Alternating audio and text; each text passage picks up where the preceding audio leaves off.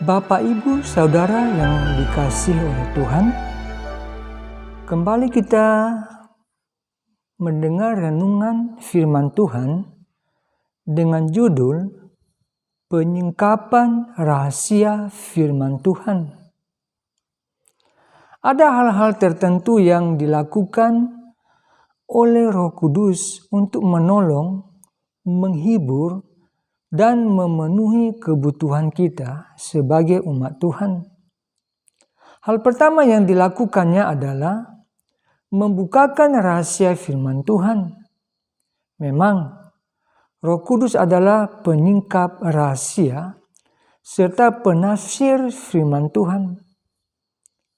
Di dalam Injil Yohanes pasal 14 ayat 25 dan 26, Yesus berkata kepada murid-muridnya, "Semuanya itu kukatakan kepadamu, selagi aku berada bersama-sama dengan kamu.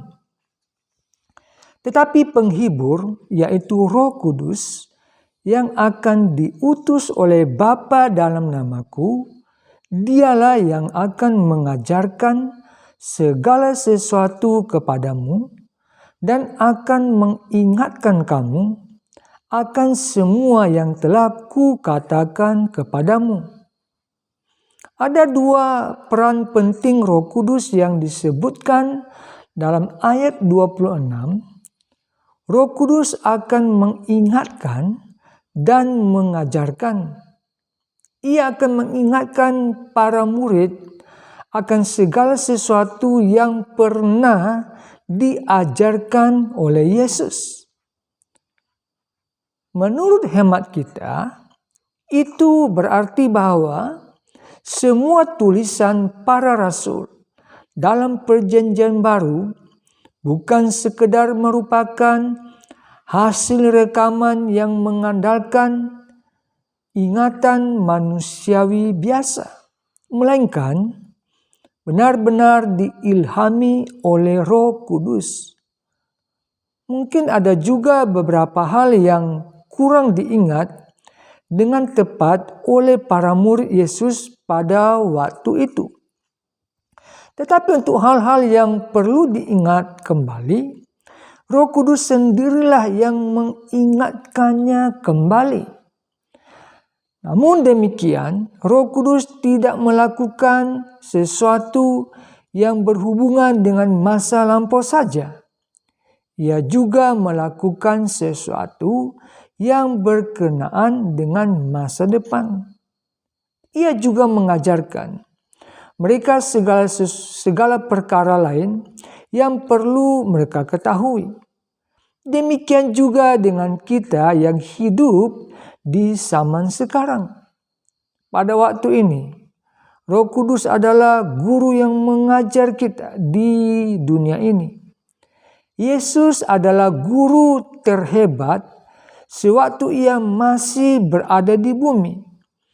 Dan sekarang, semua tugas mengajar itu diserah terimakan kepada Roh Kudus, wakil pribadinya. Roh Kudus selalu siap untuk mengajarkan kepada kita segala sesuatu yang perlu diketahui mengenai firman Tuhan. Dengan demikian, semua murid Yesus sesungguhnya dapat disejajarkan dengan para nabi dari Perjanjian Lama. Adapun mengenai para nabi dari Perjanjian Lama itu, Rasul Petrus menulis di dalam 2 Petrus pasal 1 ayat 21, "Sebab tidak pernah nubuat dihasilkan oleh kehendak manusia, tetapi oleh dorongan Roh Kudus, orang-orang berbicara atas nama Allah." Ketepatan dan wibawa yang terdapat pada kitab-kitab Nabi Perjanjian Lama berasal dari Roh Kudus sendiri. Roh Kuduslah yang bertanggung jawab mengenai hal-hal yang mereka katakan ketika ia menaungi mereka. Ialah yang mengilhami dan membimbing mereka. Demikian juga halnya dengan semua kitab Perjanjian Baru. Yesus mengatur supaya Roh Kudus mengingatkan para muridnya akan segala sesuatu yang pernah dikatakannya, dan Roh Kudus juga mengajarkan kepada mereka segala hal lain yang belum mereka ketahui. Roh Kuduslah pengarang sebenarnya dari seluruh Alkitab, baik Perjanjian Lama maupun Perjanjian Baru. Hal ini dengan jelas sekali dikatakan oleh Paulus di dalam 2 Timotius pasal 3 ayat 16. Segala tulisan yang diilhamkan Allah memang bermanfaat untuk mengajar, untuk menyatakan kesalahan, untuk memperbaiki kelakuan, dan untuk mendidik orang dalam kebenaran. Versi terjemahan Alkitab yang lain tidak memakai istilah diilhamkan, melainkan diembusi nafas Allah. Dan memang itulah yang dilakukan oleh Roh Kudus. Roh Kuduslah yang meniupkan seluruh isi Alkitab melalui manusia yang dipakai sebagai perantaranya. Sedangkan Roh Kudus selain sebagai penulis Alkitab yang sebenarnya sekaligus juga menafsirkan, artinya tidak ada sesuatu yang kurang dalam penafsirannya. Ia tidak pernah meleset dari maksud yang sebenarnya. Jika kita dapat mendengarkan Roh Kudus dan menerima pengajarannya, maka kita akan tahu apa yang sesungguhnya dikatakan oleh Alkitab. Puji Tuhan. Hasil seketika lainnya yang terjadi pada hari Pentakosta adalah penyingkapan rahasia firman Tuhan.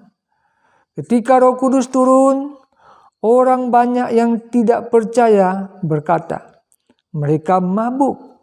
Tetapi di dalam Kisah pasal 2 ayat 15-16, Petrus berdiri dan berkata, orang-orang ini tidak mabuk seperti yang kamu sangkakan, karena hari baru pukul 9. Tetapi itulah yang difirmankan Allah dengan perantaraan Nabi Yoel. Sebelum itu, sebenarnya Petrus tidak begitu memahami nubuat Nabi Yoel.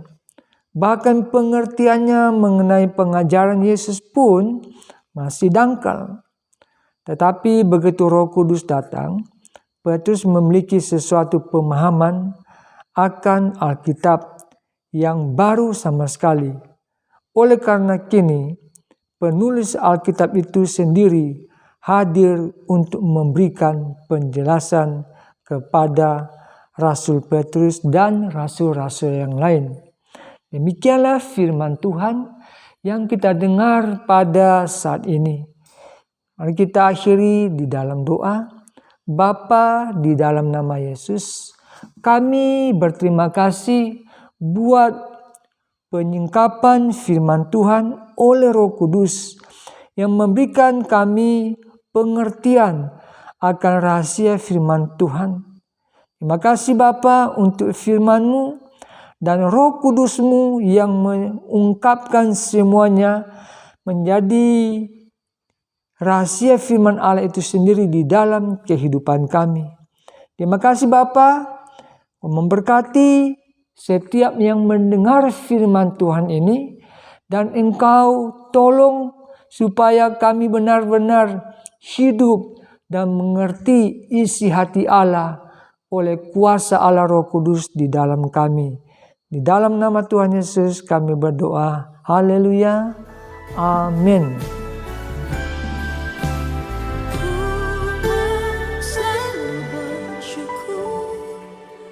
Selalu bersyukur, Kau Tuhan yang setia. yang selalu menopang